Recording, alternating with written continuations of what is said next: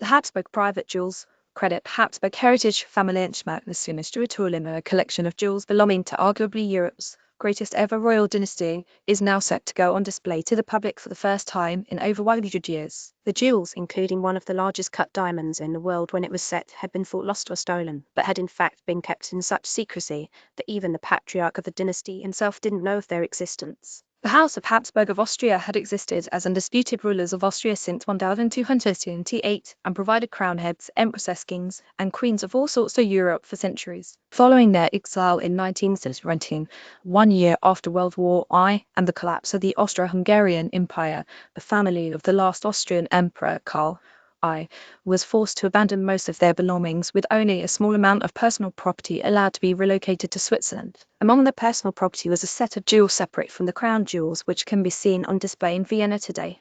Empress, Karl's widow, and her children later faced persecution by the Nazi regime due to their outspoken opposition to Hitler's dictatorship. In light of the threats to her family, Zita instructed her descendants for security reasons to keep the existence of the items in the collection private secret for at least 100 years following Emperor Karl's death in 1931. Life in tumultuous Europe went on, and shortly before the Luftwaffe bombed their home in exile in Belgium in May of 1940, the family managed to escape to Canada via France and Portugal. From their new home, they continued to advocate for Austrian independence and the liberation of Central Europe. Along the voyage, Zita and her children carried with them a small, unassuming brown briefcase concealed within, which were the jewels, which Zita later stored in a safe deposit box. The Florentine diamond credit Nasuna Stuart-Ulin Habsburg heritage. They consisted of 14 pieces, including a gold and emerald timepiece belonging to Empress Marie Antoinette, a diamond inlaid merit for the Order of the Golden Fleece, and a four-component hat pin-crowed by the Florentine diamond, an enormous cut yellow diamond presented to the Habsburg dynasty at the passing of the last female member of the de Medici family.